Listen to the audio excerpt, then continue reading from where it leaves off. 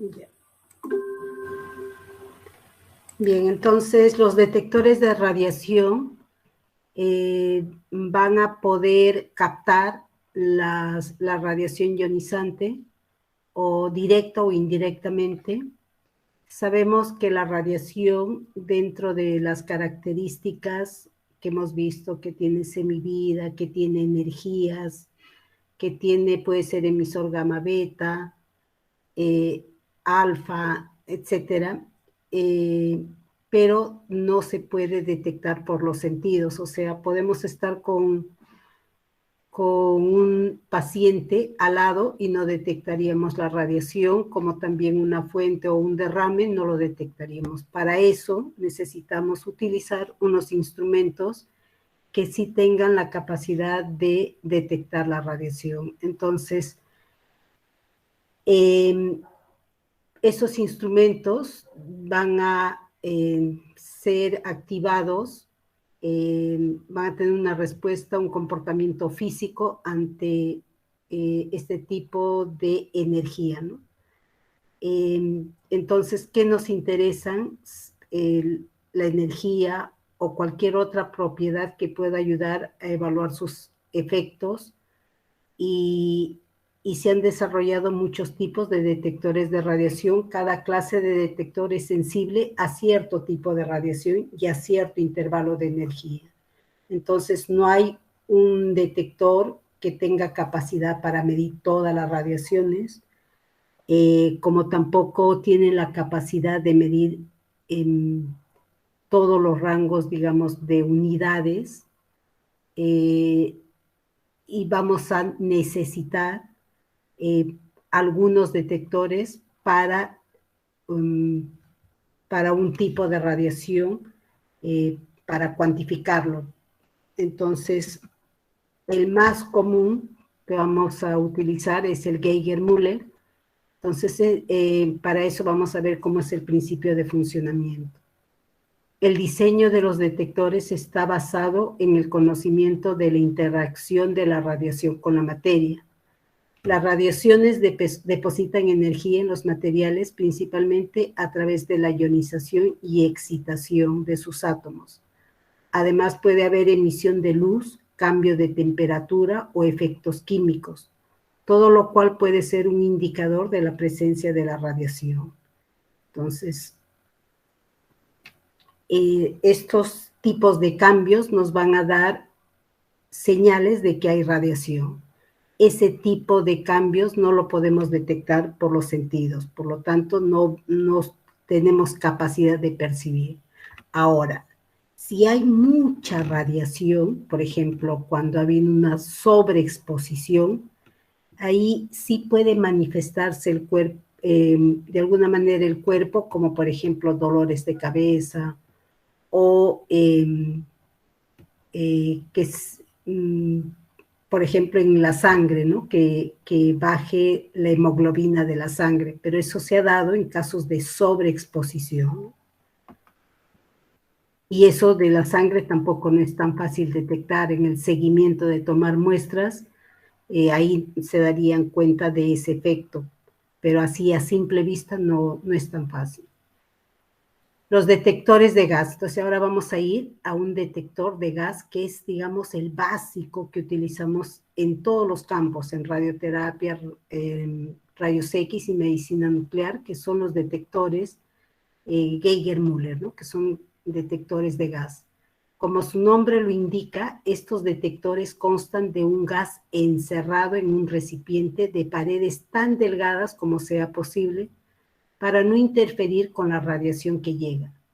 Los iones positivos y negativos, o sea, los electrones producidos por la radiación dentro del gas, se recogen directamente en un par de electrodos a los que se aplica un alto voltaje. La corriente eléctrica así inducida en general es en forma de pulsos de corta duración. Estos pulsos son contados directamente o activan un medidor de corriente o pueden ser conectados a una bocina. Entonces, generalmente estos detectores están conectados a un medidor de corriente y también a una bocina, de tal manera, o sea, una alarma, para que nos alerte. Cuanto más fuerte es el sonido, nos indica que hay mayor presencia de radiación. Cuando el volumen, o sea, ese sonido es menor, también ya podemos ver que hay menos radiación. Ahora, sobre la corriente. Cuanto más radiación hay más circulación de corriente. Entonces, puede haber dos maneras de crear esa inducción de mayor cantidad de corriente. Puede ser porque el radioisótopo tiene mayor energía o porque hay una alta actividad de material que también va a traducirse en un mayor flujo de corriente eléctrica. Entonces, este es el esquema de un detector de gas, que hay un ánodo en el centro donde se van a ir las cargas negativas y en el cátodo se van a ir las cargas positivas y en el ánodo se van a ir en el ánodo las cargas negativas y en el cátodo las cargas positivas. Entonces, al polarizarse y tener un alto voltaje que está alimentando este circuito, entonces va a haber circulación de corriente. Y para medir esa circulación de corriente va a haber una electrónica que va a permitir traducir esa mayor corriente, bien si es un display analógico moviéndose la aguja, y si fuera digital dándonos el contagio en números, y nos darán en mayor proporción, ¿no? Entonces, esto es el principio de funcionamiento de este detector de gas. Entonces, hay muchas variedades y marcas, modelos de detectores de gas, como los que vemos aquí. Entonces, esto es un detector que tiene un parlante, una bocina, donde cuanto más detecte, más presencia de radiación.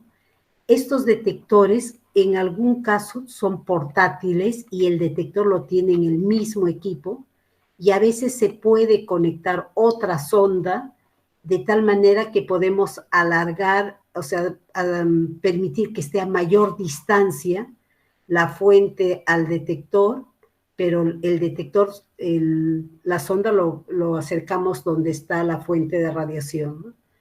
Y como uno de los parámetros es tiempo, distancia y blindaje, o sea, si podemos poner la sonda más alejado de nuestro cuerpo, donde estamos viendo el display, entonces nos protegemos, y aquí tenemos este tipo de detectores.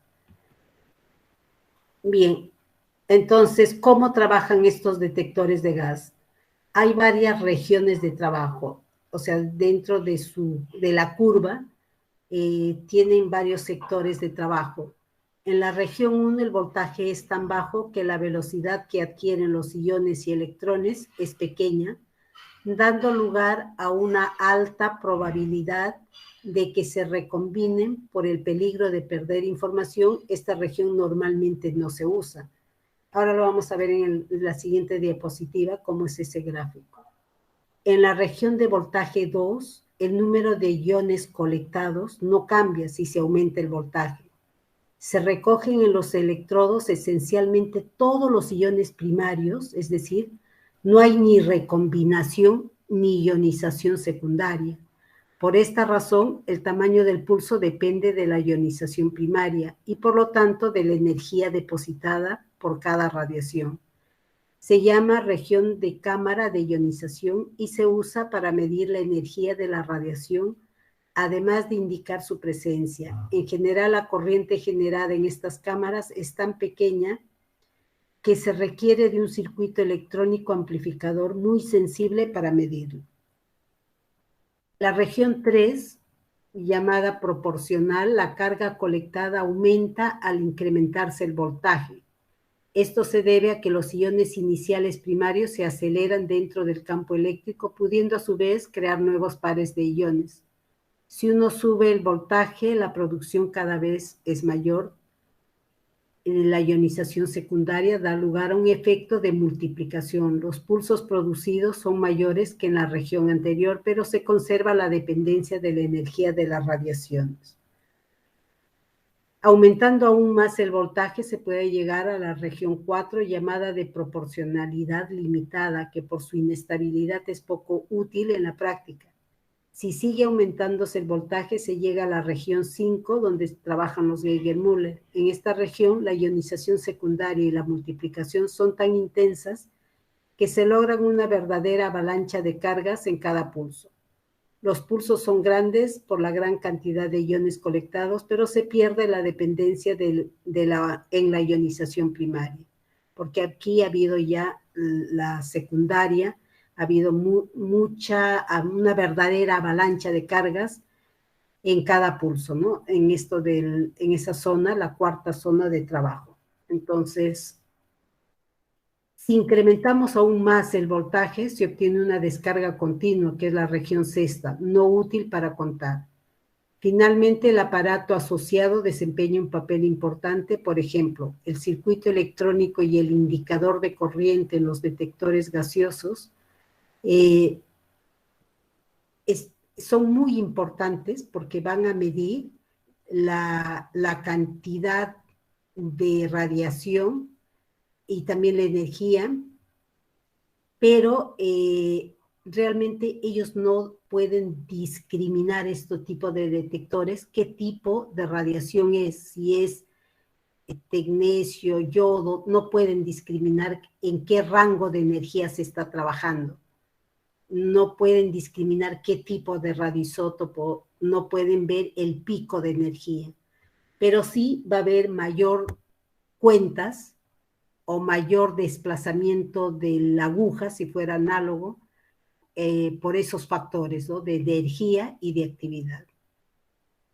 El acoplamiento eléctrico del detector al circuito, el nivel de discriminación para eliminar ruido electrónico, los valores y la precisión de los voltajes empleados, la magnitud de amplificación de los pulsos, la sensibilidad del indicador del display, la precisión de las escalas del indicador, son factores que afectan la eficiencia de conteo. Además, es importante señalar que la eficiencia debe referirse a la combinación detector-circuito-indicador y no solo a una parte. Entonces, estos detectores no tienen buena eficiencia para medir la radiación gamma. Para medir la radiación beta sí, porque la radiación beta sabemos que tiene poco alcance y sí podría detectarlo con mayor eficiencia porque se puede esas ondas acercar donde está la radiación y podría cuantificar. En cambio, la radiación gamma no tiene buena sensibilidad y por lo tanto la eficiencia es pobre, poca. Entonces, por ejemplo, si sabemos que la eficiencia es la relación de la cantidad contada versus a la cantidad emitida realmente. Entonces, por ejemplo, si salen 1000 fotones, estos detectores tienen una eficiencia más o menos del 1 o 2%, entonces estaría contando 100. Entonces, su eficiencia es poca, ¿no? O sea, no es tan, pierde muchas cuentas. Entonces, pero son detectores que sí van a indicarnos que hay presencia de radiación. Bien, estas son las regiones de trabajo de un detector de radiación, por ejemplo. Decían, según la literatura, en la región 1 va a haber recombinación de cargas, por eso los detectores no trabajan en esta zona. Y esto se da a bajo voltaje. En la región 2 trabajan las cámaras de ionización, por ejemplo, los activímetros. También en la región 3 trabajan los activímetros, que son contadores proporcionales, y aquí ya tienen capacidad de medir la radiación alfa y beta. Y en la región 4, que es de mayor voltaje, también puede medir los iones que se están colectando y en la región quinta es donde están los Geiger-Müller. Algunos también están en la región entre 4 y 5, pero la mayoría, o sea, este tipo de detectores lo ponen en este rango de voltaje. Entonces ahí vendría la pregunta, pero más o menos está menos de 1000 voltios, o sea, 800, 700 voltios. ¿Y cómo se alimentan esos Geiger-Müller? Porque esos Geiger-Müller son generalmente detectores portátiles. Entonces, tienen baterías, pero una batería es de una pila, por ejemplo, de 1.5 voltios, y con dos pilas, 3 voltios, entonces, ¿cómo va a llegar a ese voltaje? Bueno, por transformadores llegan a ese voltaje. Entonces, tienen alto voltaje, pero la corriente es pequeña. Entonces, bueno, y así trabajan este tipo de detectores. Bien, entonces, estos detectores Geiger-Müller son indicadores de presencia de radiación, pero no pueden medir la energía. Son los más usados porque son fáciles de operar, son portátiles, soportan trabajo pesado, son de construcción sencilla y se pueden incorporar a un monitor portátil. Generalmente operan con voltaje de alrededor entre 700 y 800 voltios, pero esto puede variar según el diseño de cada detector. Entonces hay Geiger-Müller que tienen eh, capacidad de medir hasta 1 milisievert, otros hasta 10, otros hasta 20, otros hasta 500, o Geiger también más chiquitos que miden hasta 500 microsievert, o sea, 0.5 milisievert. Entonces, de acuerdo al diseño, a la marca, al modelo y de acuerdo a la utilidad que le vamos a dar, nosotros debemos comprar un detector que va a cumplir las exigencias del trabajo, ¿no? Entonces, por ejemplo, en medicina nuclear, por norma nos dicen que el monitor que debemos utilizar debe tener capacidad de medir hasta 10 milisievert. Entonces, y nos dice la norma, por lo tanto, eso es nuestra, digamos, una exigencia que debemos cumplir. Entonces, no podemos comprar un detector de 2 milisievert. Entonces, y ese de 2 milisievert no sirve, sí sirve, pero la norma ha puesto que debemos tener detectores de 10 porque puede haber situaciones que por una alta contaminación, un derrame, puede llegar a esos valores y debemos tener capacidad, o sea, nuestros detectores deben tener la capacidad de medir. Entonces, uno de 500 microsievert cumple para nuestro trabajo, probablemente sí, porque si se trabaja bien, las contaminaciones que se van a producir pueden estar en ese rango de 300, 100 microsievert, 500 microsievert. Pero si se dan esas situaciones de un accidente, de un incidente, debemos estar preparados para esas situaciones. Entonces, existen muchos otros tipos de detector de radiación que no operan con la ionización de un gas. Uno de los más empleados es el llamado detector de centelleo. Ya estamos entrando a otro tipo de detector. Todo lo que hemos hablado hasta este momento eran detector de gas, que les decía, son los Geiger-Müller, son también las cámaras de ionización que utilizan los activímetros, los que miden la actividad, o también llamados curímetros. Hay otros detectores que son de centelleo, como los que utilizan la cámara gamma. Entonces, esto ya es otro tipo de detector. Lo más empleados para este tipo de detector van a ser unos cristales que van a emitir luz, o sea, va a haber centelleo cuando choquen con los fotones. En él se aprovecha el hecho de la radiación que va a producir pequeños destellos luminosos en ciertos sólidos. Esta luz se recoge y se transforma en un pulso eléctrico. Los detectores de centelleo tienen algunas ventajas sobre las de gas, los detectores de gas. En primer lugar, un sólido por su mayor densidad es más eficiente en detener la radiación que un gas. Por lo tanto, la eficiencia de un detector de centelleo es muy superior a la de uno de gas, especialmente para rayos gamma.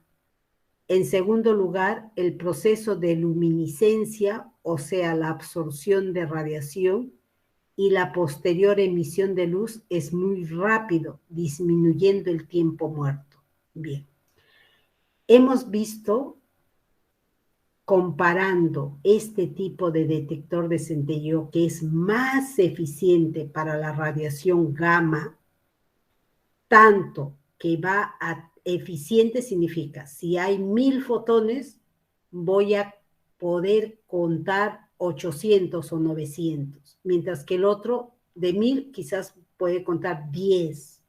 Entonces, este detector de centelleo es más eficiente. Ahora, con respecto al, al tiempo muerto, ¿qué significa?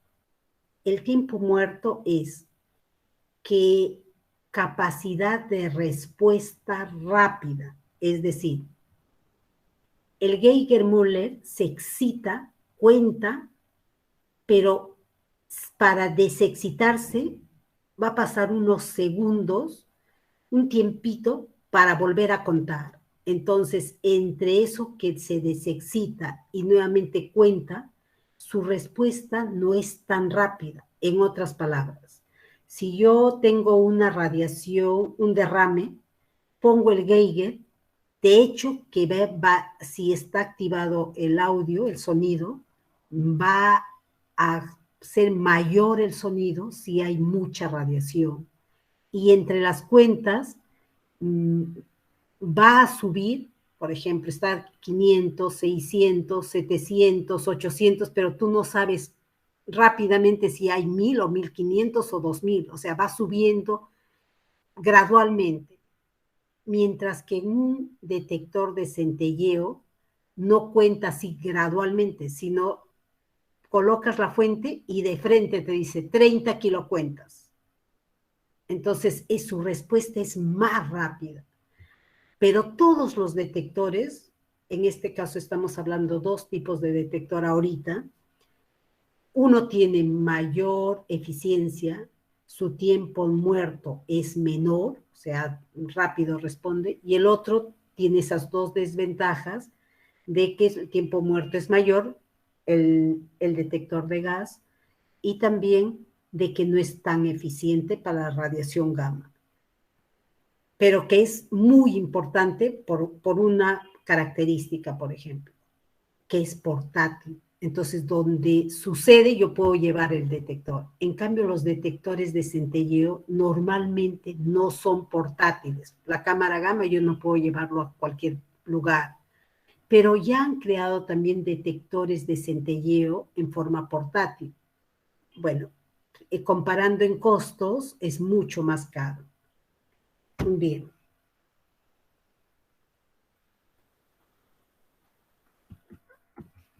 Seguimos con el detector de centelleo. El material que produce el destello se llama cristal, o sea, el material que se utiliza para este tipo de detectores se selecciona para que tenga una alta eficiencia en absorber radiación ionizante y emitir luz. Luminiscencia. Debe ser transparente para poder transmitir la luz producida y debe estar a oscuras para que la luz ambiental no le afecte. Entonces, estos detectores tienen unos blindajes especiales, ¿no? Y para que puedan trabajar bien. El material más empleado como cristal de centelleo es el yoduro de sodio activado con talio. Otro muy común es el yoduro de cesio activado con talio. Y hay otros materiales inorgánicos de usos especiales, como es ahora se usa el germanio, el, bueno, en PET estamos usando otros materiales como el liso, o sea, el material LSO, que son ortosilicatos,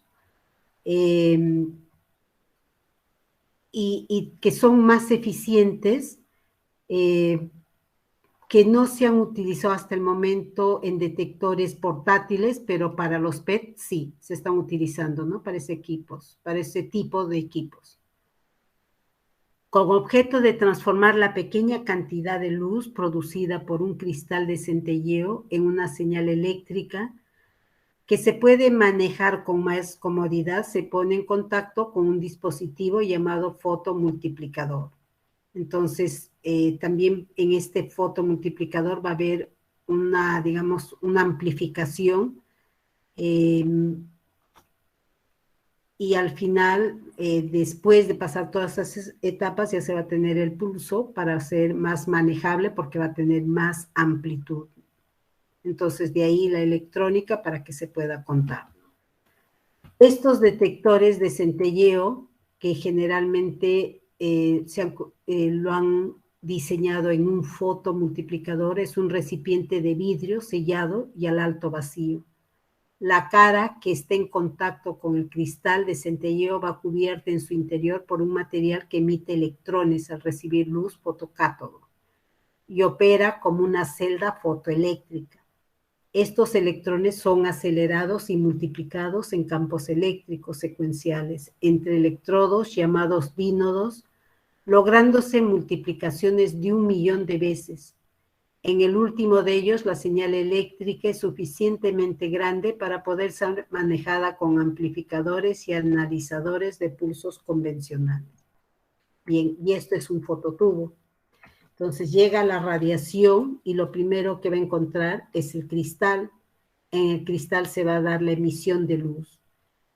Y luego en este tubo de vacío va a producirse en cada una de esas etapas hay dínodos y ahí se va a dar la avalancha de electrones, o sea, esta luz va a producir un electrón, ese electrón choca con este dínodo y este dínodo está polarizado a un mayor voltaje y de aquí, como hay mayor voltaje, se van a desprender más electrones, choca con el otro dínodo, como este está polarizado a más voltaje, va a haber entonces un desprendimiento de más electrones, choca con otro dínodo y este está a más voltaje, por lo tanto se desprenden más electrones y así sucesivamente. Al final va a salir una señal con una amplitud y que en algunos casos pasan todavía por electrónica, que le llamamos preamplificador o amplificador, y eso ya lo va a contar, ¿no? Entonces, esto es el esquema de un detector de centelleo. Bien, ahora vamos a pasar a otro tipo de detector, los dosímetros personales. El dosímetro personal, o sea, este tipo de detector es para medir la radiación que está recibiendo cada persona. Entonces, aquí, quienes deben utilizar este tipo de dispositivos son los trabajadores ocupacionalmente expuestos.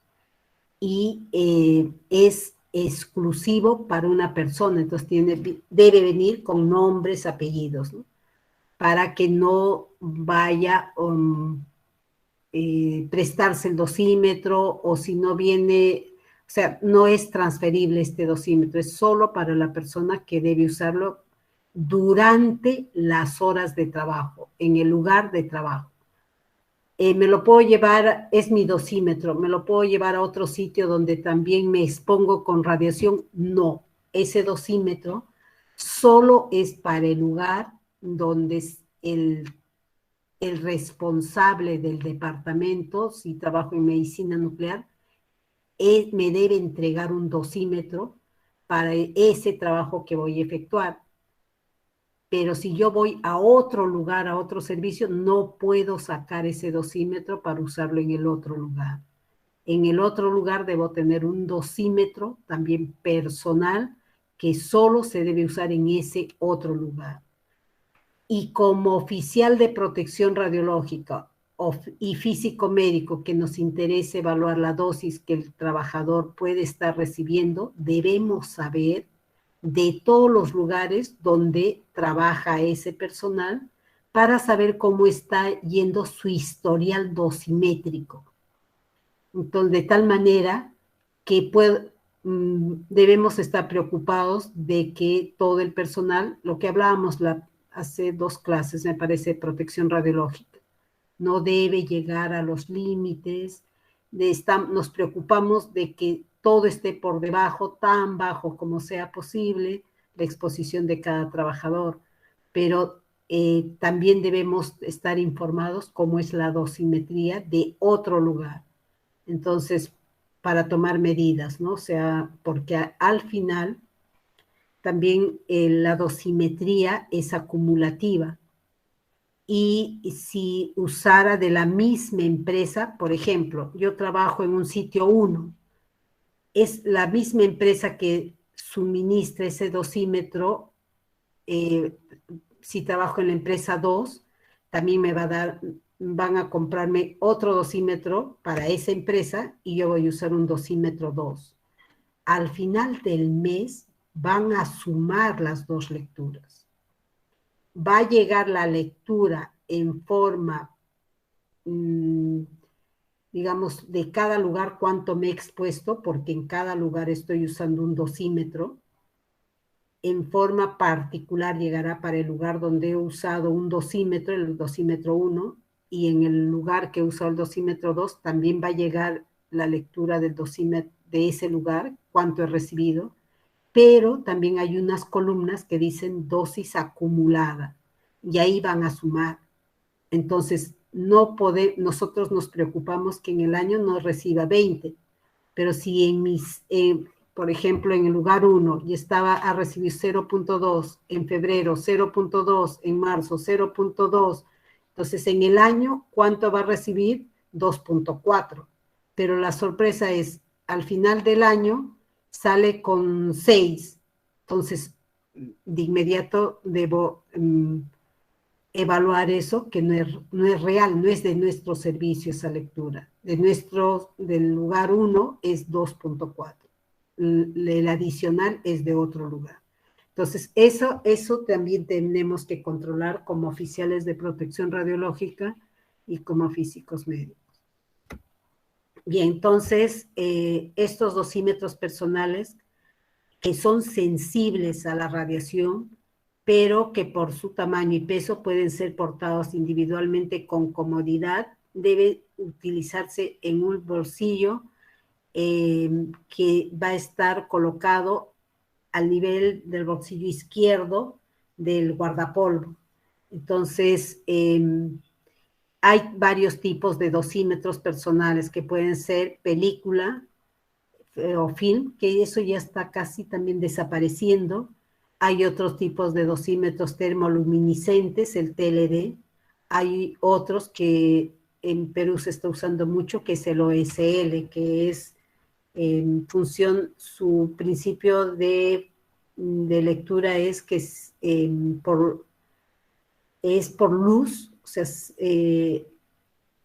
se expone a la luz y ahí se liberan todos los fotones que ha capturado, ¿no? Entonces ahí se hace la lectura de cuánto hemos recibido. También hay unos detectores de bolsillo de lectura directa, entonces estos funcionan con una batería que de inmediato me están diciendo cuánto estoy recibiendo, ¿no? Entonces, pero si se va la batería, se pierde toda la lectura.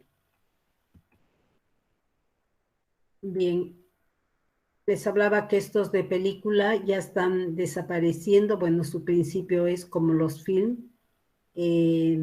Cuanto más se van oscureciendo, o sea, como la placa, ¿no? Entonces, es que ha recibido más radiación. Estos dosímetros deben tener un chasis especial y todo el sistema de calibración tiene que evaluar ese chasis, si es que atenúa algo. Además, usamos en esos dosímetros varios chips de tal manera que si uno fallara, los otros puedan dar la lectura, ¿no? De cuánto se ha recibido. O sea, no puede haber error en las lecturas, por eso se ponen varios chips. Además, cada uno de esos chips van también con filtros de tal manera que me puedan dar 3 tipos de lectura. El de lectura de cuerpo entero, en extremidades y en cristalino. Entonces, esas 3 lecturas nos van a dar todos los meses y como les decía, también va a haber otras columnas de la lectura acumulada.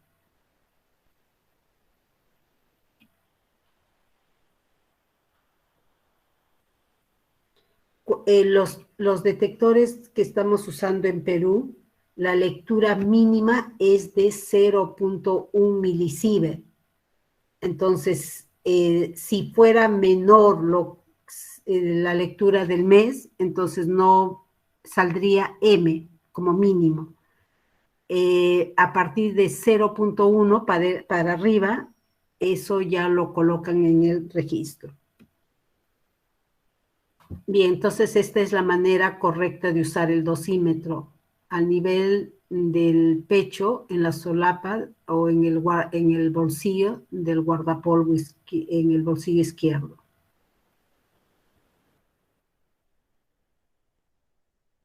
Otro tipo de dosímetro personal es el de cámara de ionización de bolsillo. Estos son dispositivos de tamaño de un lapicero que contienen una pequeña cámara de ionización en la que el ánodo tiene una sección fija y una móvil, que es una fibra de cuarzo metalizada. Antes de usarse se conecta momentáneamente un cargador en el que se le aplica un voltaje y la fibra se separa de la parte fija por repulsión electrostática, quedando lista la cámara para ser usada. Luego, cada vez que le llega una radiación que produce ionización, los electrones que llegan al ánodo lo van descargando y la fibra se acerca nuevamente a la parte fija. El desplazamiento de la fibra depende de la exposición y se puede observar directamente con un lente en el otro extremo del dosímetro. Se ve la fibra sobre una escala calibrada en unidades de exposición. La escala que se usa más frecuente va de 0 a 200 milirangel. Entonces, estas son las lecturas que pueden medir. ¿Qué pasaría si llega a 200? Las siguientes lecturas ya no lo va a poder contar porque eso es un límite. Entonces, lo que se hace es, como también estos tienen un tiempo de energía porque se ha cargado antes, entonces todos los días uno debe registrar la lectura que ha captado y luego volverla nuevamente a cero, porque si se llena, no va a seguir contando. Entonces hay que resetearlo, cargarlo y nuevamente empezar de cero. Entonces, para saber cuánto he recibido en el mes, uno va registrando y al fin de mes lo suma, ¿no? Bien, este es el tipo de detector que hemos descrito. Entonces, estos son detectores de lectura directa, o sea, terminado el día, puedo ver cuánto he recibido, o terminada la operación que he hecho, cuánto he recibido. Bien, y los dosímetros termoluminiscentes, que en algunos centros todavía están utilizando este tipo de dosímetros, que son muy buenos, pero también tienen sus desventajas. Los dosímetros TLD son de fluoruro de litio o de fluoruro de calcio, que al recibir la radiación muchos de los electrones producidos quedan atrapados en niveles de energía de larga vida, generalmente debidos a defectos de la red cristalina. Cuando posteriormente son calentados estos cristales, los electrones atrapados vuelven a caer a sus estados originales, al mismo tiempo emitiendo luz. De ahí el nombre de termoluminiscencia. La cantidad de luz emitida es proporcional a la dosis acumulada desde la última vez que se calentó. Se mide con un fotomultiplicador. Bien, este dosímetro es bueno, es sensible y tienen también amplio rango de lectura, pero cuando voy a leer hay que calentarlos y al desprenderse esos electrones, entonces ahí va a emitir luz y por esa cantidad de luz que lo va a recibir un fotomultiplicador, vamos a poder leer cuánto ha recibido el trabajador. Pero ahí se borra la lectura. Entonces, si quisiéramos releer, no podríamos. Por lo tanto, eso sería la desventaja, que esto, cada vez que lea, se borra la lectura. Entonces, si quisiéramos releer, ya no se podría. Entonces, en esos casos, ponen en este tipo de dosímetros varios chips. Si el primero lee y es alto, entonces tiene posibilidades de releer el segundo chip que ha estado al lado, ¿no?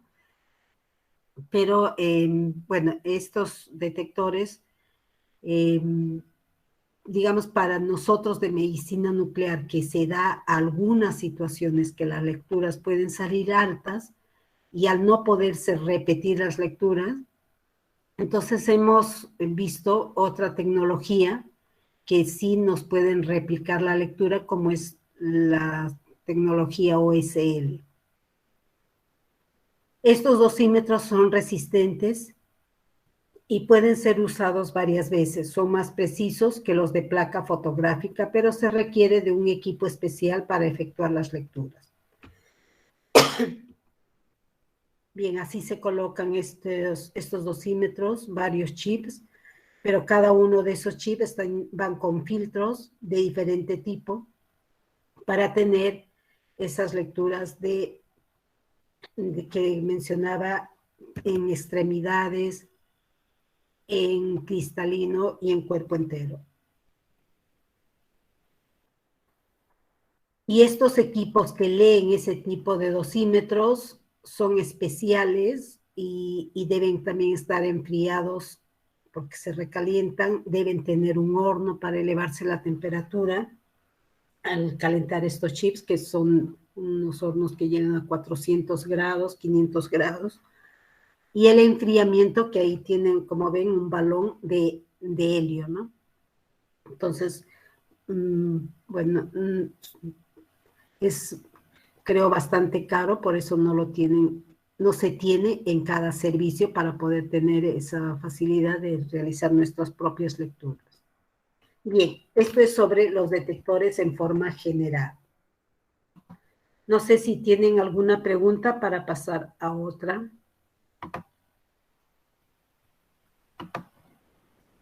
Profesora, buenas noches. Buenas noches, Eileen. Dime. No, le quería decir que yo he entrado a las 8:40, solo que estaba en otro link y no veía a nadie conectado para que me dé mi Ah, asistencia. ya, bien, Eileen. Ya te puse presente. Gracias.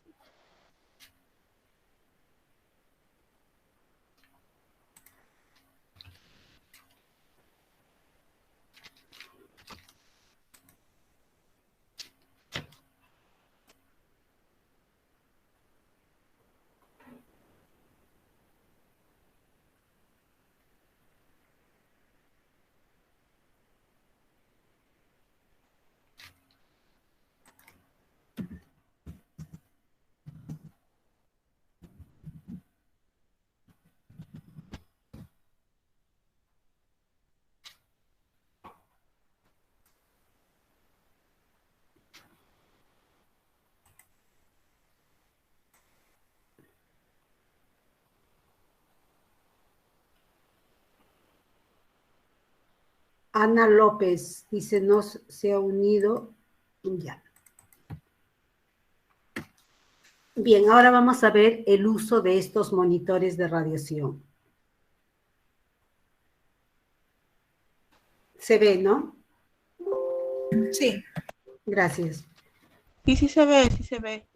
Bien, entonces,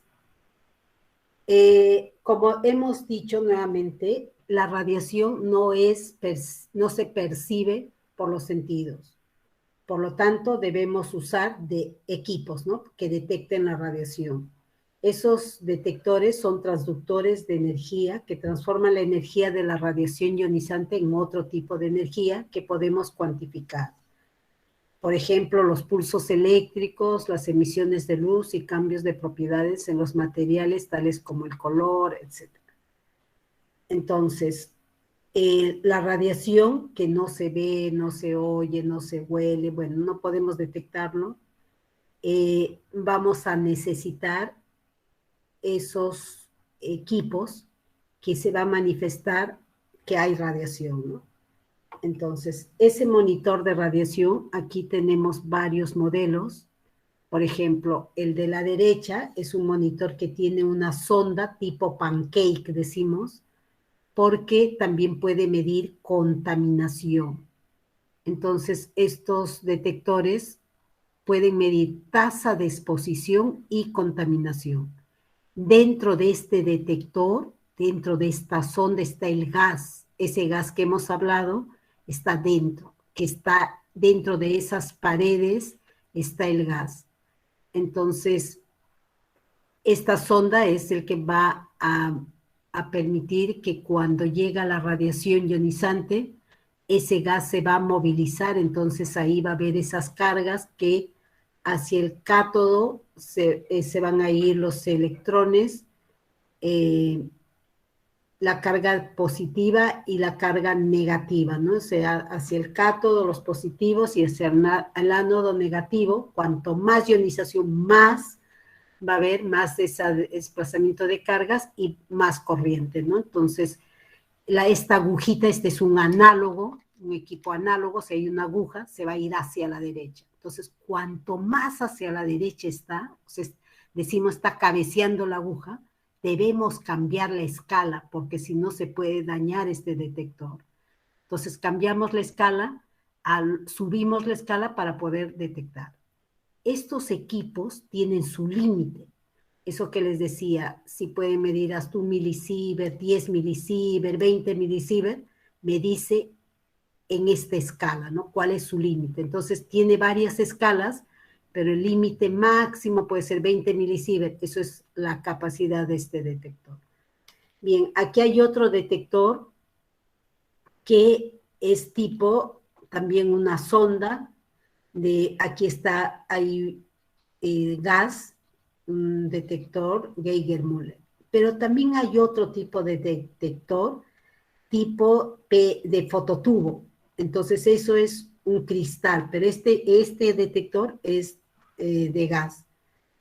Bien, este es otro tipo de detector, también hay gas dentro, y esto se utiliza para que le llamamos detector de área, entonces generalmente está fijo en la pared, de tal manera que al paciente lo colocamos al frente para ver con qué tasa de exposición se va. Cuando nos interesa, o sea, estos detectores son importantes cuando va a haber terapia y el paciente se va a ir de alta, porque sabemos que un paciente de terapia ha recibido una alta dosis y es un emisor gamma y beta y la gamma es de alta energía. Entonces, es un peligro para las demás personas que un paciente con alta radiación esté transitando y pueda puede irradiar mucho y de repente dentro de las personas a las cuales esté irradiando puede haber una embarazada, puede haber niños, etcétera, ¿no? Entonces, por eso debemos, a los pacientes que se le ha dado terapia, se quedan internados y cuando se va a retirar tenemos que medir. También la normativa eso nos dice, ¿no? Cuando se va a liberar a un paciente, ¿con qué tasa de exposición se va? Entonces, el límite es 50 milirentgen o 5,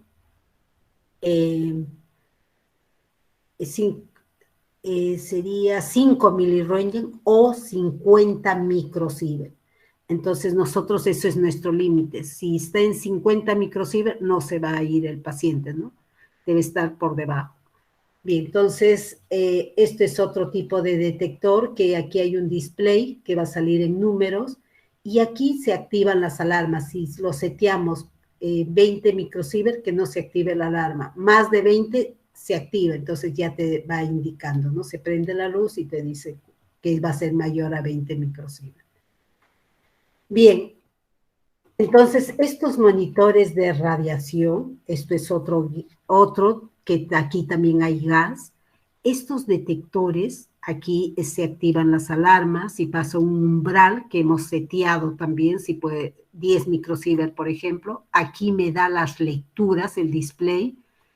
Estos están alimentados, aquí hay un circuito que alimenta al display, a esta alarma y a este Geiger-Müller, que hemos dicho que necesita 700, 800 voltios, se lo va a dar aquí, está la fuente de alimentación. Estos detectores generalmente lo utilizamos en ciclotrones, entonces, y se van a colocar en diferentes zonas. Por ejemplo, uno va a estar al nivel del ciclotrón, otro va a estar al nivel del cuarto limpio, donde ahí va a llegar el material radiactivo para la síntesis y para ya fraccionado el flúor FDG mandar a cada paciente, o sea, salir para despacho. Otro será en control de calidad.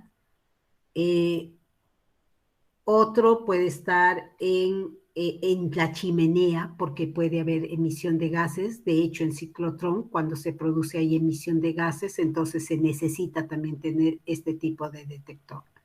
Entonces, ahora, una persona dice, en chimenea, ¿quién va a estar en chimenea viendo este display?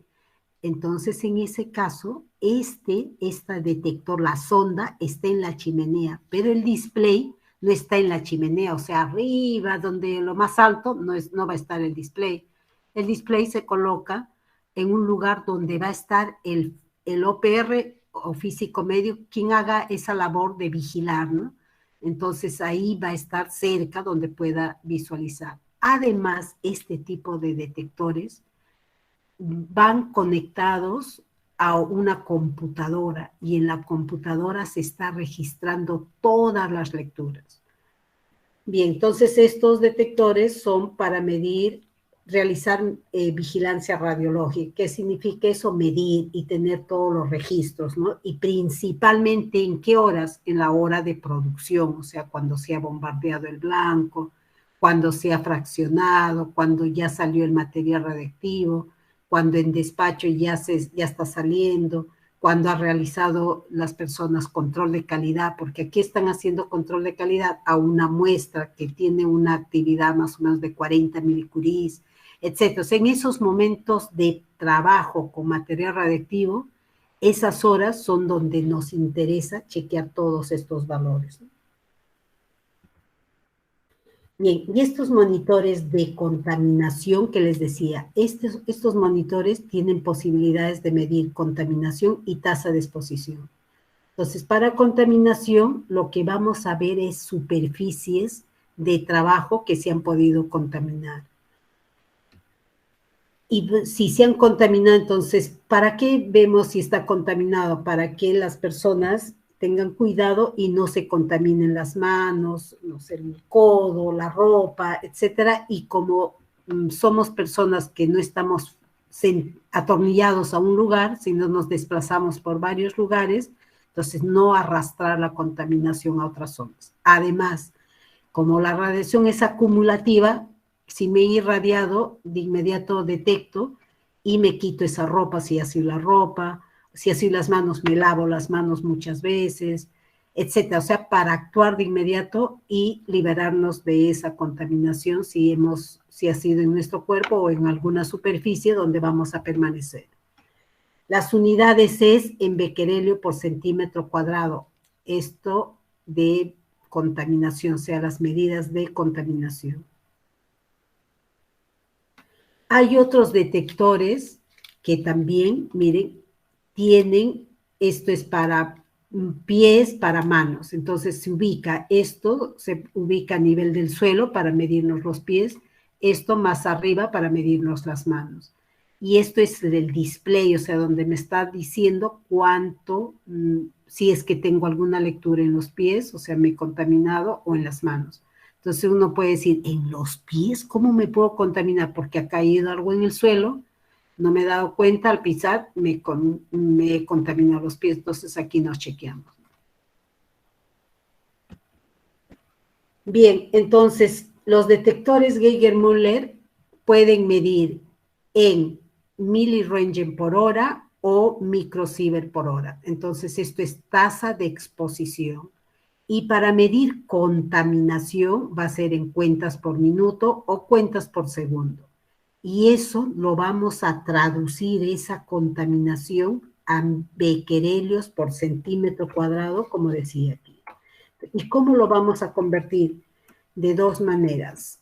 Estos equipos se mandan a calibrar. Entonces, se va a mandar a calibrar por tasa de exposición y por contaminación. Entonces, ahí nos van a decir tanto de contaminación si tienes y has hecho tu white test en un área de 10 por 10, entonces ese valor lo vas a multiplicar por este factor de becquerelios por centímetro cuadrado. Entonces vas, de acuerdo a las cuentas y por ese factor, vas a conseguir las lecturas en becquerelio por centímetro cuadrado. Bien, entonces estas ondas tienen dentro, o sea, en esta parte están el gas, el ánodo está en este dial, en este, digamos, anillo, y el cátodo está en el externo. Entonces, esto es una sonda que le llamamos pancake. Y cuando medimos tasa de exposición, aquí está el gas y también vamos a poder medir en microsievert por hora o miliröntgen por hora. Bien, entonces, otro tipo de detector, gas, en el medio está el ánodo, el gas está en torno, y las paredes hemos dicho que sean delgados, o sea, ese tubo, entonces va a estar alimentado por un voltaje, que generalmente son de 2 pilas, y eso lo va a amplificarse, que llegue a 800 voltios, de tal manera que alimente todo este gas, y la lectura va a salir en este display, ¿no? Entonces, cuanto más actividad o más energía, más ionización, más corriente eléctrica. Bien, entonces, ¿qué cuidados debemos tener con este tipo de detectores? Entonces, antes de usar, primero debemos chequear la batería. ¿Qué pasaría si la batería está con 1 voltio? Debe tener 1.5, pero ya está en 1 voltio o 0.8, 0.7. No va a medir bien, se va a quedar en esa zona. ¿En qué zona se quedaría? Probablemente en la zona 1. Y al quedarse en la zona 1, ¿qué va a haber? Recombinación de cargas, o sea, no te va a dar una lectura real. Eso es una de las primeras condiciones de chequear la batería. Otro, revisión de fondo. ¿Qué significa eso? Que de repente, como este detector lo has acercado a la superficie y no te diste cuenta, lo pegaste y se ha contaminado. Entonces tú todo el tiempo estás midiendo 20 microsievert y tú crees, uy, aquí hay 20, y no es 20, lo que está ya contaminado la sonda, y te está dando, el fondo está muy alto porque está contaminado. Eso hay que chequear y hay que evitar que se contamine la sonda.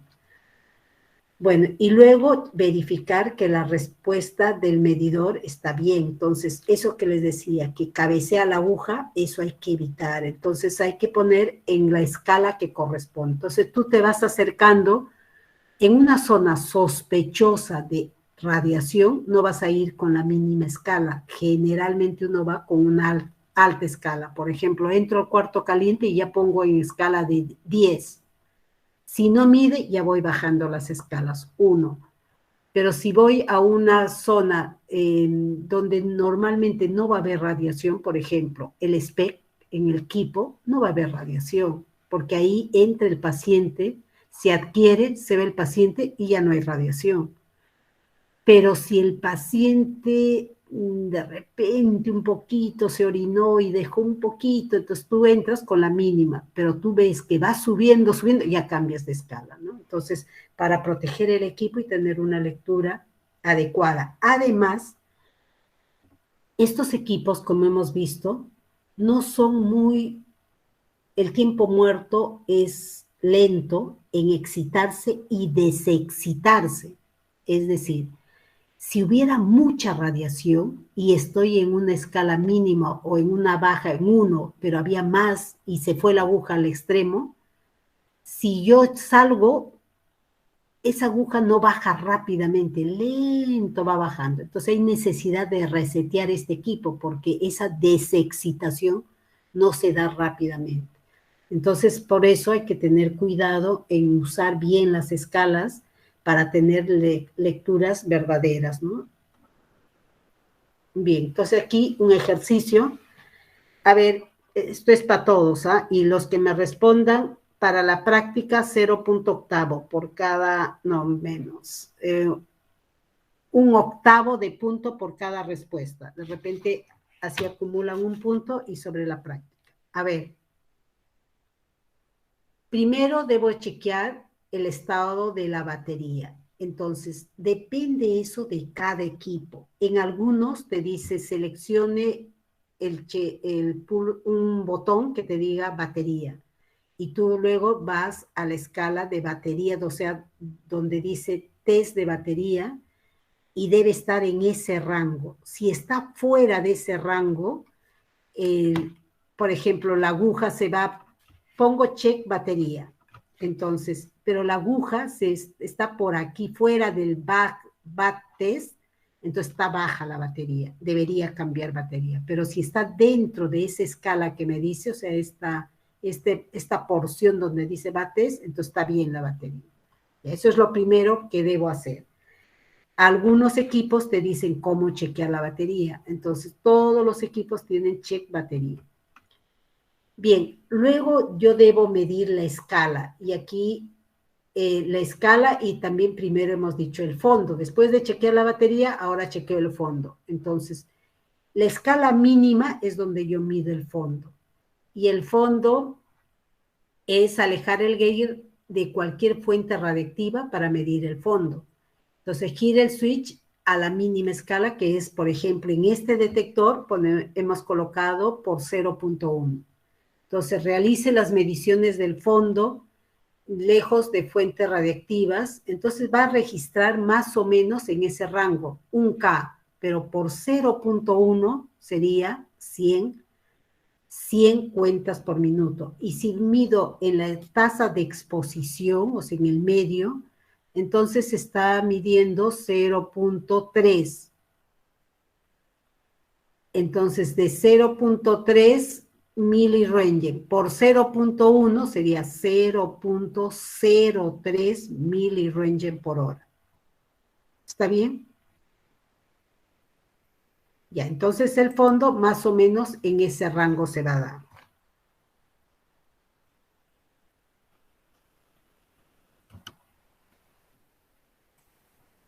A ver, pregunto. A ver, Eileen, si mido 0.07 milirentgen por hora, ¿puedo considerar que es fondo?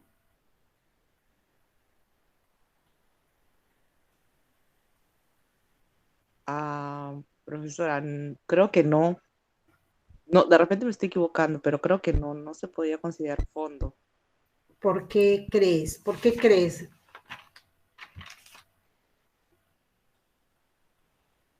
Está bien tu respuesta, pero ¿por qué dudas en todo caso? No sé, es que lo que pasa es que como usted nos ha dicho la flechita, yo la estoy llevando a la medida que me acaba de indicar. O sea, 0,5 pasa la medida, 0,5, 0,6, 0,7.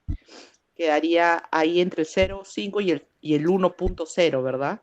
Yo pienso que no es, pero no sabría explicarle. Bueno, no sé si Bien, está mire, normalmente las escalas, o sea, el fondo es donde no hay una fuente radiactiva. Fondo quiere decir si mido en mi casa o mido en el jardín o si mido en neoplásicas, pero donde no hay radiación, o sea, en el estacionamiento, va a estar por ahí entre 0.03 milirentgen a 0.05 milirentgen. Ya, no va más de ahí, no, pero si ya se va a 0.08 a 0.1, no es fondo eso. Algo, ahí hay una fuente radiactiva chiquita, pero hay radiación. Entonces, eso que me has dicho, no, si ya mido 0.07, hay radiación. Poquita, pero hay. Entonces, ahí hay que investigar de dónde proviene esa radiación. Profesor, Bien. una pregunta, ¿y cómo podemos ver, o sea, diferenciar si, por ejemplo, si está en el límite de 0.5, 0.6, si hay un tipo de fuente pequeña o no? A ver, de 0.5 a 0.6 pueden ser varias cosas. Estos equipos se calibran obligatoriamente, por normativa también te dicen, cada año. Si todos los componentes electrónicos van bajando, digamos, por tiempo de uso, sus características. Si me dices 0.5 normalmente a 0.6 es el fondo. Entonces sí puede ir cambiando por esas características. Tu equipo, si es antiguo, si no está calibrado, etcétera. Por ahí está tu fondo. 0.6 podría ser permitido. Pero un equipo nuevo, sabiendo que el fondo normal es entre 0.2, 0.3, entonces eso sería normal, pero ese equipo nuevo de pronto mide 0.6 o 0.8, entonces yo diría, no, ahí hay radiación. Entonces, es más o menos eso, digamos, en el criterio de acuerdo también a tu equipo. O sea, donde no hay nada de radiación, tú debes medir lo mínimo que está en ese rango, 0.2, 0.3 microsievert por hora. Pero acuérdate, ahorita hemos fallado. Tú me has dicho, estoy midiendo por la aguja. ¿Cuánto estás midiendo ahorita, Eileen? Dime, ¿cuánto dice la aguja en tasa de exposición? O sea, en miliröntgen por hora. O sea, ahí en la diapositiva nos dicen de 0.03 a 0.05 miliröntgen por hora. De 0.3 dice. No, de 0.03. Ya, ahora, pero en la aguja, ¿en qué valor está? A ver. La aguja estaría bueno, está en 3, digamos. 0.3. Pasa un Ya, poquito más atrás, ¿no? Un poquito ya, entre 0.3 y algo, ¿no? ya, 0.3, digamos, que está justo sobre 0.3, pero la escala es por 0.1. Ya. Entonces es 0.3 por 0.1. Ajá. Por eso sale 0.03 miliröntgen por hora. Ah, ok. Ya, eso hace pregunta de examen. ¿Ah? La escala está en tanto, estoy midiendo tanto, ¿cuál es el valor que tú estás recibiendo? Algo así. Bien, entonces, sí, pero en algunos equipos, de repente, por eso que es un poco antiguo, no está calibrado, tu fondo normal, donde no hay nada de radiación, la aguja se va a 0.5. Estás en la escala de 0.1, entonces sería 0.05 miliröntgen por hora. ¿Está bien? Como sabemos que 100 miliröntgen equivale a 10 microsievert o 10 miliröntgen equivale a 1 microsievert, entonces esto significa 0.03 miliröntgen es igual a 0.3 microsievert por hora o a 0.5 microsievert por hora. Bien. Sabiendo eso, ahora vamos aquí. Si nosotros queremos medir también una fuente radiactiva, chequear mi detector si está bien, hemos visto, primero hemos chequeado la batería, está bien, ahora hemos chequeado el fondo, está bien, pero quiero ver, que hasta ahí está bien mi equipo, pero quiero ver si en las escalas está respondiendo bien. Entonces, es recomendable como profesionales también, porque la calibración les he dicho que es obligatorio una vez al año. Bien, pero vas a esperar un año para enterarte que tu equipo está bien y que de repente, no sé, un golpe o empezó a fallar la electrónica y tu equipo está midiendo mal y hasta el otro año que pase recién te vas a enterar que tu equipo está mal. Entonces, para evitar eso, por eso como profesionales debemos estar verificando la operatividad del equipo. Entonces, tú tienes fuentes, muchas fuentes en cada servicio. Medicina nuclear utilizamos muchas fuentes para calibrar los equipos.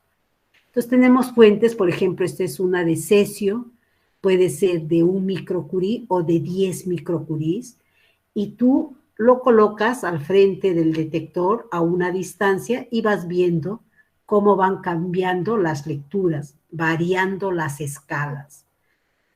Tienes tu referencia y periódicamente, una vez al mes, una vez, no sé, cada 15 días, ya ves una frecuencia, tú vas chequeando esas lecturas. Como es cesio, no va a decaer, tiene 30 años de semivida, entonces deben ser repetitivas tus lecturas. Por lo tanto, es la manera de ver la operatividad de tu equipo. Entonces, eso es recomendable. Y si tú dices, bueno, no tengo cesio, sí, pero tecnesio tienes todos los días. Puedes crearte una fuentecita de 1 milicurie, medio milicurie, microcurie y hacer eso y cada mes puedes hacerlo. Entonces, esa es la manera de verificar la operatividad del equipo.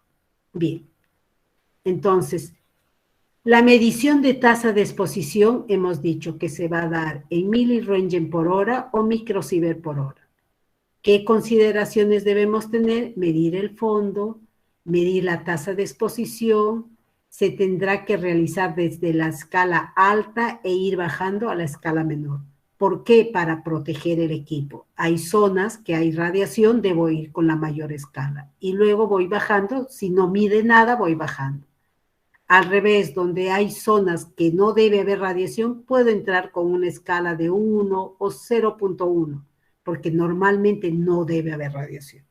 Entonces, este criterio debemos manejarlo bien. Bien, entonces ahora vienen las preguntas. Vamos a manejar estas escalas de 0.1, 1 y 10. Para medir las lecturas de tasa de exposición, este equipo me dice aquí, debes ver esta escala, la del medio.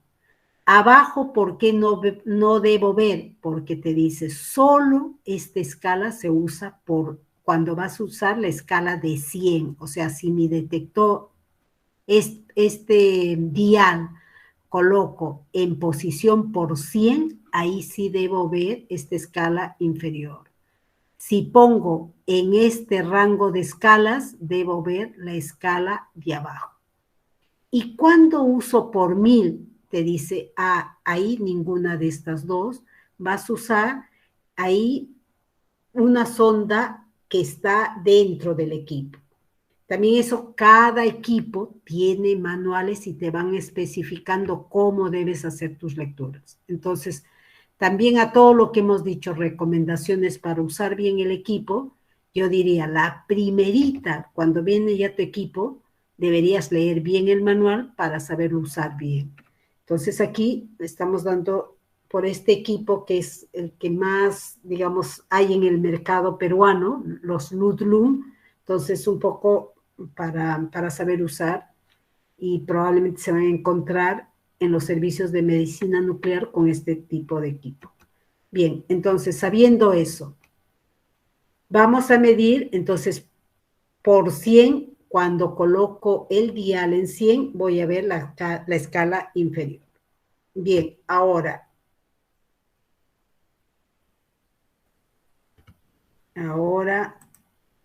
ya. Voy a preguntar entonces. A ver, me dice Frida. Frida, ¿cuánto sería la lectura en tasa de exposición? La escala, el dial está en 0.1. la aguja está en 0.5, ¿no es cierto? Sí, profesora. ¿Cuánto sería la lectura en miliröntgen por hora? Tasa de exposición, ¿cuánto es?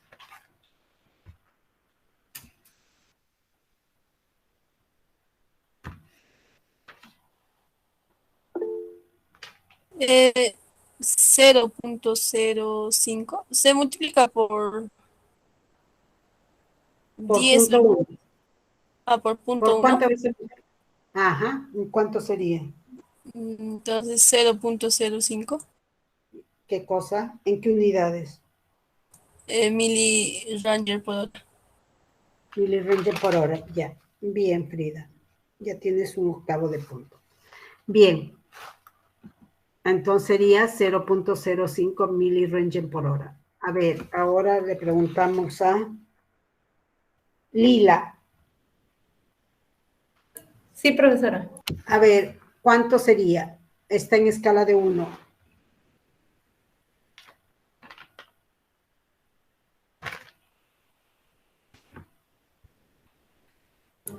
Sería 1.6 miliröntgen por hora. Perfecto, ya. Bien, a ver, Edward Cabrejos, esa misma lectura, 1.6 miliröntgen por hora, en microsieverts, ¿cuánto sería?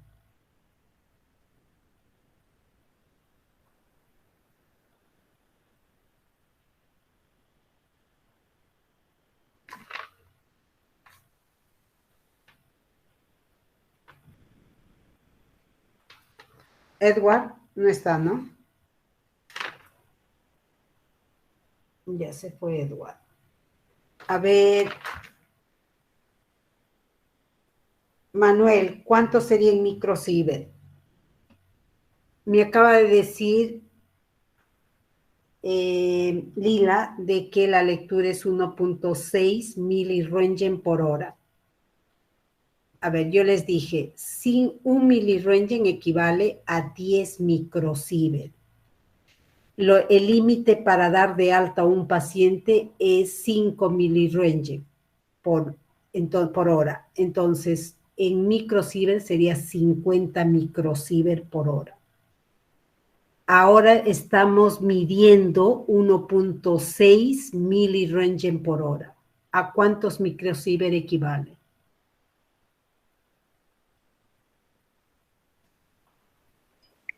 Profesora, a 6 microsieverts por hora. 16 microsieverts por hora. Ya, perfecto. Manuel, ¿no? Manuel Pilco. Bien. Sí, a ver, entonces seguimos. A ver, ¿quién me dice cuánto sería aquí la lectura?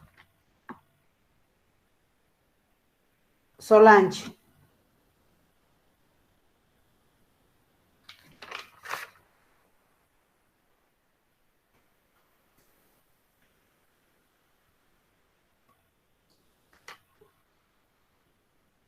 Solange, no está. 8 miliröntgen por hora. Ajá, perfecto. Sería 0.8 por 10, 8. 8 miliröntgen por hora. ¿Y en microsievert?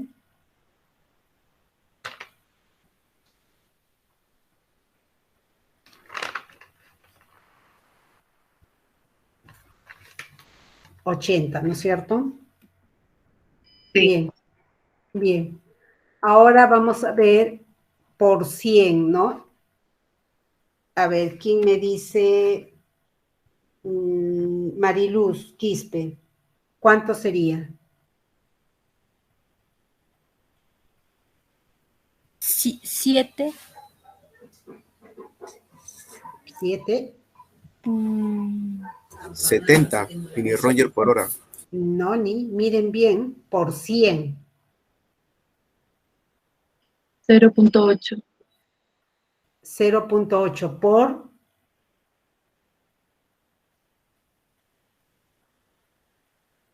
Por 100 sería, profesor. Por 100, perfecto. ¿Cuánto es eso?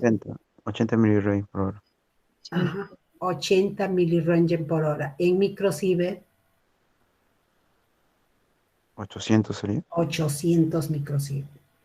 Y eso no es raro. En pacientes de terapia, más todavía vamos a medir el primer día. Cuando se va de alta, he dicho que el límite es 50 microsieverts o 5 milirem. Entonces, ese día que ellos toman el yodo, es gigante la radiación. Y después ya va bajando y se hidratan muchísimo para que puedan bajar en esos 2 días de internamiento. Bien, entonces, bien.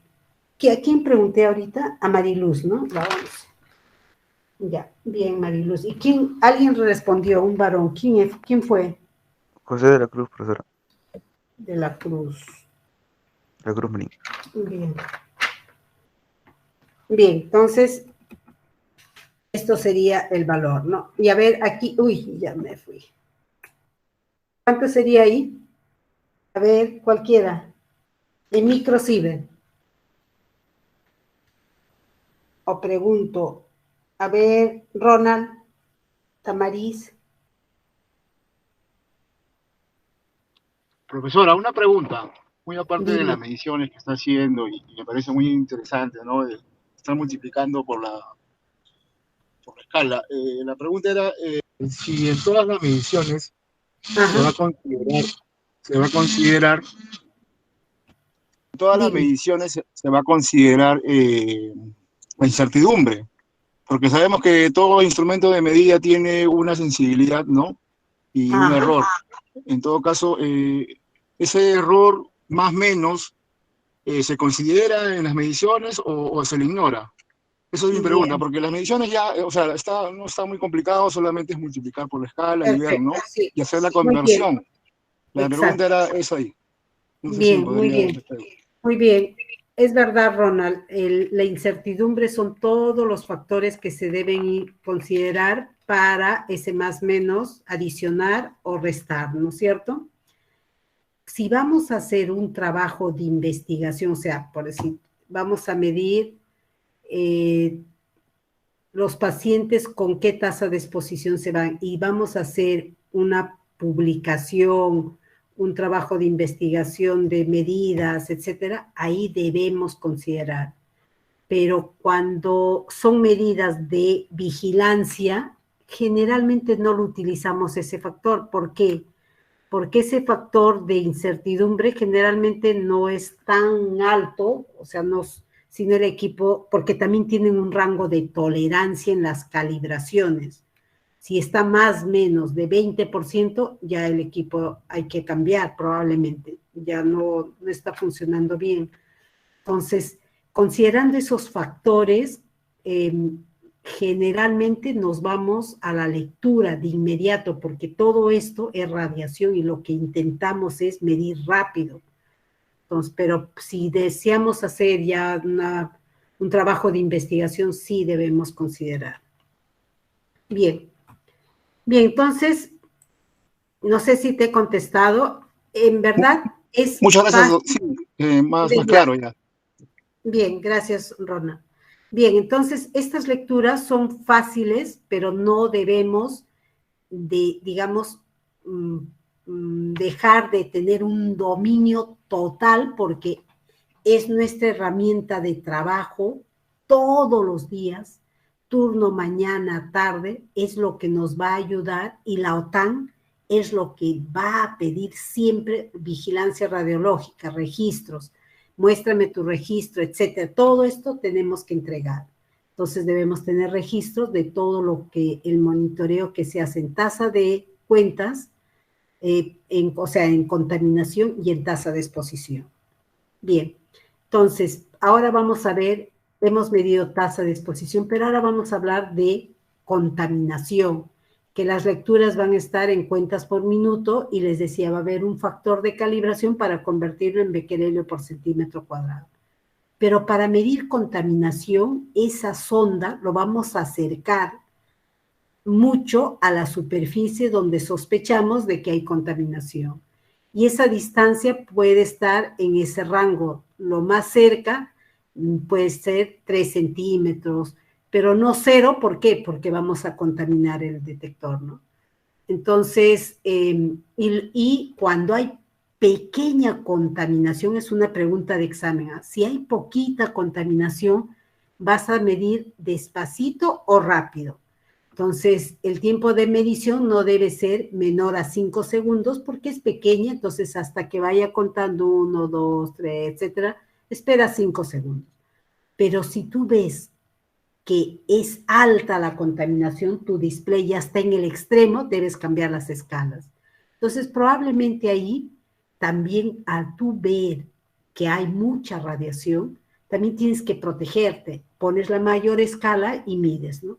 Entonces, esperas unos segundos y ya, de inmediato. Y alargarás el brazo, o sea, te vas a apartar de esa zona contaminada para protegerte, ¿no? Entonces, el brazo lo alargas para estar lo más lejos a esa fuente de radiación.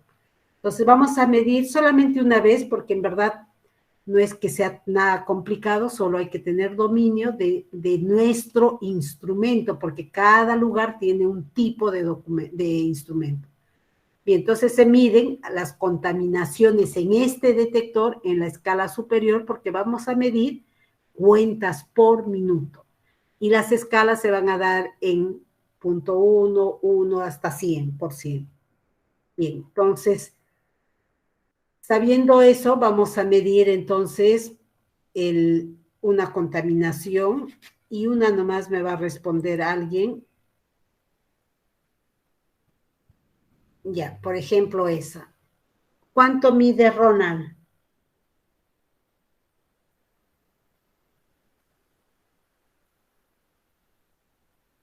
Ronald, ¿qué contaminación hay ahí?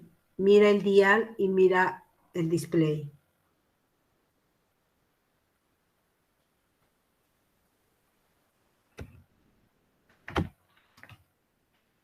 Ronald.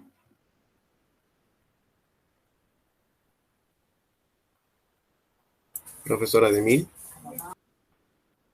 Sí. A ver, Dani, no, ¿quién me dice ahorita? ¿Quién quiere participar? Yo, profesora de la Cruz. De la Cruz, dime cuánto es. No es 0.8 milirreño por hora. No, estamos viendo contaminación. 2.3 por 2.3. 2.6. 2.6. Oh. O sea, 2.600 cuentas, porque está por Ya, uno. 2.600 cuentas por minuto. 2.600 cuentas por minuto. Es eso lo que estamos viendo, contaminación. Sí. Ahí, ya, a ver, una más.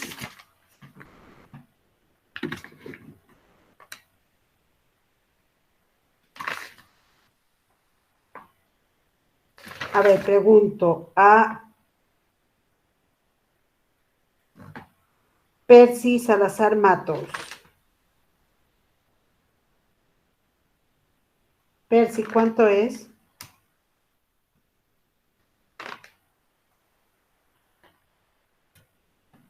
No está Percy. A ver, Mariluz.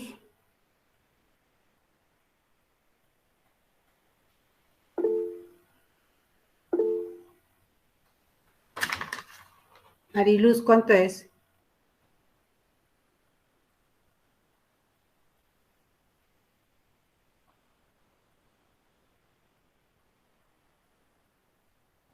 Ya, es 4.400 cuentas por minuto. Y ahí, ¿cuánto sería? 2.600 por 0.1, 260 cuentas por minuto. Profesora, disculpe, cuando es contaminación se lee la parte de arriba, ¿verdad? Sí, Ah, sí. ok. ¿Qué es lo que significa CPM? Cuentas por minuto. Ok, ya, Y gracias. algunos detectores es cuentas por segundo. Bien. Entonces, este tipo de detectores que hemos hablado son de gas, no son muy eficientes, pero me permiten ya cuantificar con esa eficiencia que tienen, ¿no? Entonces, en este caso es 260 cuentas por minuto. Las desventajas del Geiger-Müller. Debido a que el pulso de salida de un tubo Geiger-Müller es siempre de la misma magnitud independiente de la energía de la radiación incidente, el tubo no puede diferenciar entre los tipos de radiación. Los Geiger-Müller sufren de mucho tiempo muerto, muy largos. El tiempo muerto su respuesta es lenta, o sea, es largo ese tiempo, y porque para desexcitarse se demora, para excitarse también, entonces no es rápido para contar, ¿no? Puede quedar paralizado en un campo de radiación muy alto y producir una lectura cero, o sea, como que se satura y luego tú estás midiendo y no mide nada, entonces no es que no hay radiación, sino se ha quedado saturado. Bien, eso es sobre los detectores. Son las 10, falta 8:30. Bien, son las 17. Bien, no sé si quieren hacer alguna pregunta o pasamos, bueno, ya no, a activímetro, luego vamos a ver activímetro, la siguiente clase en todo caso. Bien. A ver, pregunto, si nos contaminamos, vamos al cuarto caliente. Nos contaminamos la mano, no nos hemos dado cuenta, hemos trabajado con guantes, pero fraccionamos para preparar la fuente de calibración del equipo y nos chequeamos en el Geiger-Müller y el Geiger no lo percibe, o sea, como que la aguja no se mueve mucho, nos da la impresión que se mueve un poquito, pero no es que considerablemente se haya desplazado hacia la derecha. Entonces, como vamos a ir a la cámara gamma, y hemos dicho que la cámara gamma es un detector de centelleo que es más sensible, entonces podemos ir y chequearnos en la cámara gamma. Pregunto, ¿pongo mis manos sobre el detector o un poquito alejado del detector? ¿Cómo me chequearía las manos? Manuel Pilco, tú que tienes mucha experiencia. ¿Qué dices? Profesora, lo pongo un poquito alejado, pues, porque si lo pego demasiado al detector, se puede contaminar el detector, pues, ¿no? Exacto, y sería fatal, ¿no? Ya, Sí, por esa sensibilidad que tiene. Bien, y de hecho ahí sí verías si es que estás contaminado, ¿no es cierto? Se te ha contaminado las manos. Así es, profesora. Sí, porque es más sensible el equipo. Bien, otra pregunta. Con el Geiger-Müller detectamos una alta contaminación en una parte de la mesa, o sea, hay contaminación. Pero no sabes tú si es tecnecio o yodo, porque se ha trabajado en el día con tecnecio y yodo. Entonces, ¿cómo discriminarías de qué ha sido hecha cómo se ha producido esa contaminación y con qué material radiactivo? Principalmente qué material es el que ha ocasionado la contaminación. ¿Cómo determinarías? ¿Cómo podría saber si es yodo o tecnecio? Sí. Bueno, yo lo que hacemos siempre, si es tecnecio, pues el mismo detector, ¿no? de baja energía lo detecta, ¿no? Porque el tecnecio tiene 140 kiloelectronvoltios de energía, ¿no? ¿Cuál de los equipos, Manuel? ¿El Geiger? No, hablo del detector de la cámara gamma. Exacto, pero ¿cómo llevas esa alta contaminación que estás viendo con el Geiger-Müller? Ha sucedido en la mesa de trabajo del cuarto caliente. ¿Cómo llevas eso a la sala del equipo, de la cámara gamma?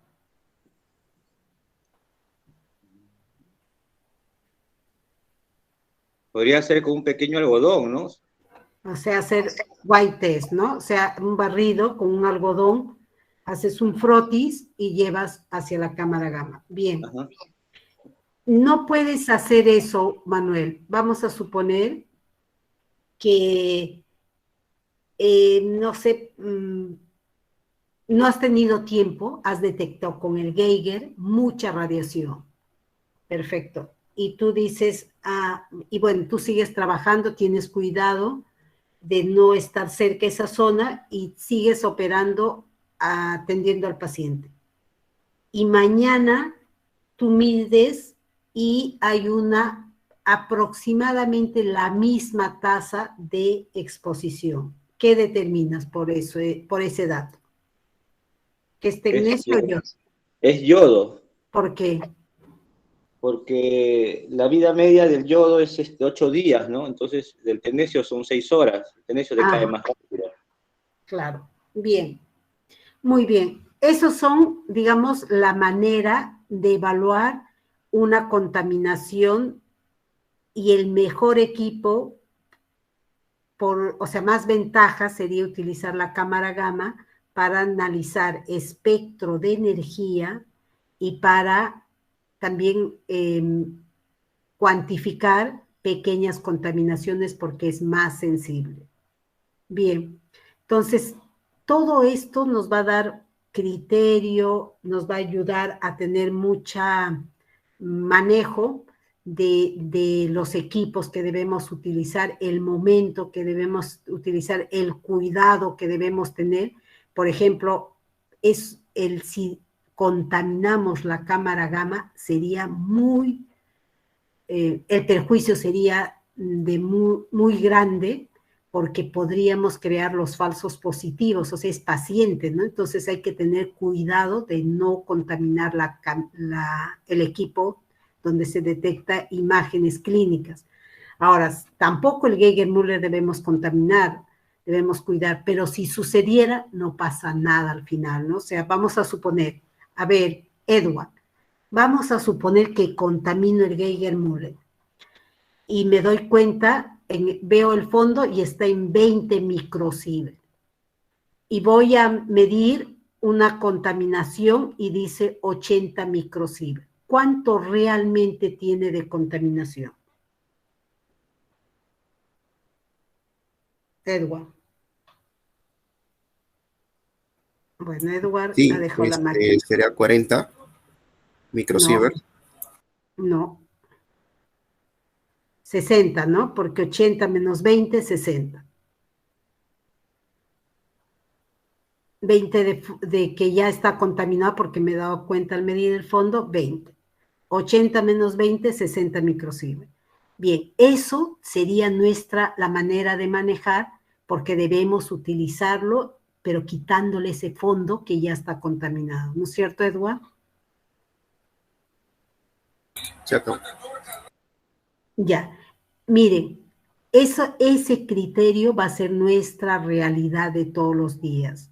Entonces, no es que no pueda medir, no, ya está contaminado, pero debemos seguir trabajando, entonces debemos quitar el fondo. Y la pregunta de Tamariz, de Ronald, y el tiempo el factor de incertidumbre, en ese caso, miren, el factor de incertidumbre ahí sería mucho mayor. Entonces, ahí un poco digamos, no tan fino sería el trabajo de considerar en esos momentos el factor de incertidumbre. Lo que nosotros estamos haciendo es vigilancia radiológica y tenemos que actuar de inmediato. Entonces, si él ve que esa zona contaminada está en 60 microsievert y sabemos que el fondo es 0.05 milirrenio o 0.5 microsievert y tiene 60, entonces tú dices, esto no es broma, ¿no? Tengo que poner algo para atenuar esa radiación, un blindaje de plomo o descontaminar. Bueno, tienes que actuar, tienes que tomar una medida para solucionar eso. Entonces, si es fácil sacarlo, perfecto, sacas esa superficie. O sea, si es una plancha de plomo, lo saco y punto, se solucionó. ¿Dónde lo llevo? A una zona donde nadie va a transitar. Pero si es una mesa, no vas a poder hacer eso. Entonces, probablemente lo más fácil sea poner unas planchas de plomo, si es que tienes, o si no, descontaminar. Eso también hay que ver cuál es el beneficio de hacer una acción versus a la otra. Bien, entonces el examen va a venir varios puntos del balotario y mucho criterio para actuar ante situaciones que nos pongan, digamos, en cierto riesgo y por lo tanto hay que actuar con criterio de protección radiológica. Entonces ahí va a entrar esto del Geiger-Müller, va a haber situaciones que deben saber utilizar, digamos, el equipo, saber tener criterio, la secuencia del procedimiento que deben seguir para actuar ante alguna de esas situaciones que se van a escribir, ¿no? O sea, algunos casos. Bien, no sé si tienen alguna pregunta. Hoy día es 30 de diciembre, la próxima clase va a ser va a ser en enero, que va a ser el martes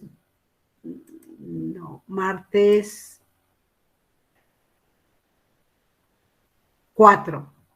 El martes 4 y el examen va a ser el sábado 8. ¿Está bien? Eso hemos dicho. Bien. Sí, profesor.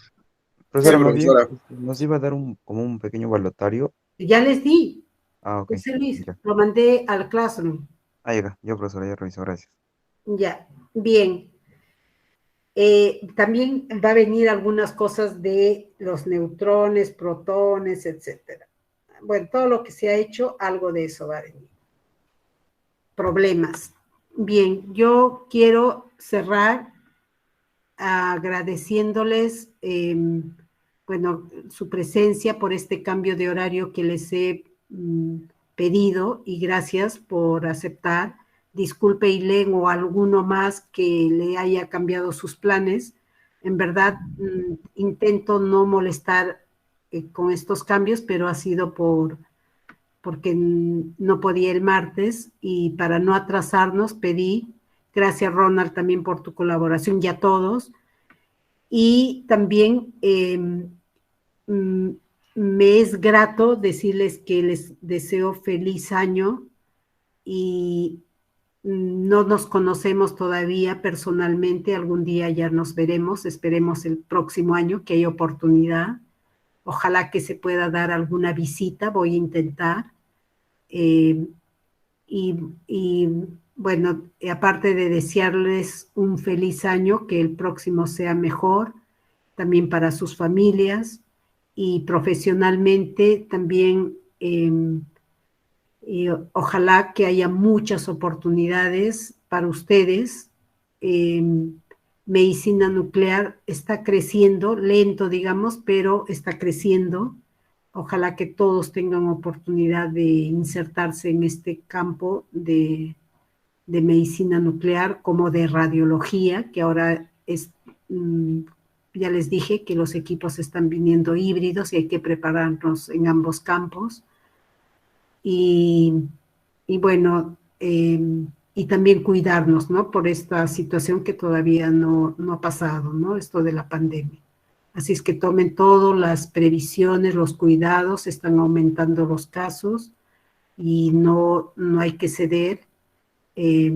Pasen con sus familias, así en grupos pequeños, no hay que visitar ni que vengan visitas a nuestras casas para tener más cuidado, más seguridad en la salud de la familia, ¿no? Bien, entonces, feliz año. Que Dios nos bendiga a todos. Bien. Gracias, profesora. Gracias, profesora, que tengan igualmente feliz año. Feliz año para Ustedes todos. también. Gracias, José Luis. Gracias, María Feliz Julia. año también, Gracias, profesora. profesora. Tenga muchos Feliz año, éxitos. profesora. Un año. Feliz Gracias, año, Jenny. profesora. Gracias, Feliz año, Juan. se lo bonito. Hasta luego. Gracias, Profesora, Frida. profesora, disculpe, Giancarlo a paso Sí. me dijo que en realidad estaba con bastante pacientes y por eso no ha podido asistir. Y que por favor, Bien. él va a ver la grabación, que lo disculpe. Ya, perfecto. Y todo estoy grabando incluso, ya, perfecto. Bien. Voy a mandar la grabación, no se preocupen. Profesora, que Feliz pase año, profe. muchas bendiciones para usted en su carrera. En su Profesora, este Gracias. sábado no va a haber clase, ¿no? De acá hasta el martes, ¿no? Hasta el martes, Manuel. Y gracias por todo. Y Gracias saludos por nuevamente feliz a año. ustedes. Feliz año. Profesora, Feliz año. ahí le he hablado sobre el libro que me comentó en el WhatsApp. Sí, sí, si lo necesitas, yo lo tengo en físico, los dos. Ya, profesor, en WhatsApp yo le comento. Ya, perfecto. Bien. Gracias. Bien, Feliz hasta año. luego. Feliz Feliz año, año. compañero, Chao. para todos ustedes también.